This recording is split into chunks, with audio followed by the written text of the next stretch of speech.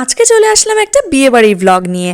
খাওয়া দাওয়া, সাজগোজ সমস্ত কিছু কিন্তু আজকের ভিডিওতে রয়েছে। হ্যালো এভরিওয়ান, কেমন আছো সবাই? আমি বিপাশা চলে আসলাম আজকে আবারও একটা নতুন ভিডিও নিয়ে। গিয়েছিলাম 1 ডিসেম্বর সায়ন ও পায়েলের বিয়েতে। এখানে যদিও অহনা নাম ছিল। আমরা গিয়েছিলাম ওদের বৌভাত বা রিসেপশনের দিন। ভীষণ সুন্দর করে সাজানো ছিল, ডেকোরেশনটা কিন্তু সত্যি দারুণ ছিল।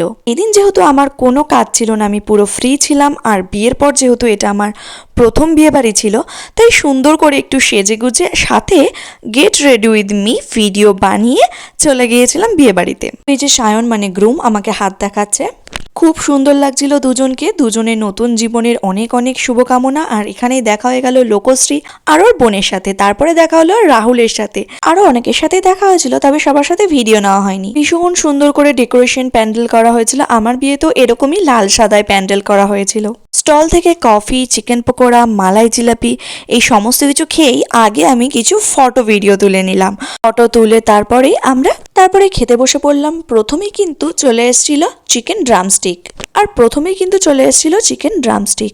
খুব গরম ছিল ওটা, দেখতে পাচ্ছ ধুয়ো উঠছিল। তারপরেই চলে আসলো রুমালি রুটি, সাথে কিন্তু ছিল চানা মশলা। আর ওদিকে প্রকাশ ড্রামস্টিকের বদলে নিয়েছিল পনির পাসিন্দা। প্রত্যেকটা খাবারই কিন্তু গরম গরম ছিল।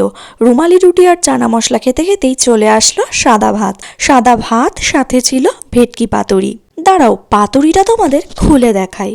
যদিও আমাদের বাড়িতে প্রায়ই ভেটকি পাতুরি করাই হয়, তারপরও এখানকার পাতুরিটা কেমন হয়েছে টেস্ট করবার জন্যই কিন্তু আজকে শুধুমাত্র এই পাতুরিটা খাবার জন্যই অল্প করে ভাত নিয়েছি।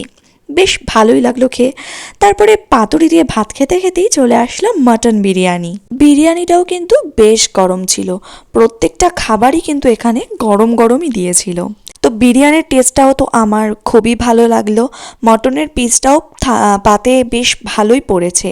আর বিরিয়ানির সাথে ছিল চিকেন চাপ। বেসিক্যালি আমি বিয়ে বাড়ি গিয়ে সমস্ত কিছু খাই না, আর মটন বিরিয়ানি রাত্রেবেলা তো খাই না।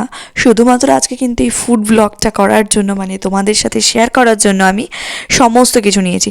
যাই হোক, বিরিয়ানির পরে চলে আসলো আমের চাটনি, পাঁপড়, রসগোল্লা, আর সবশেষে ছিল এখানে ছানার পায়েস বা রসমালাই।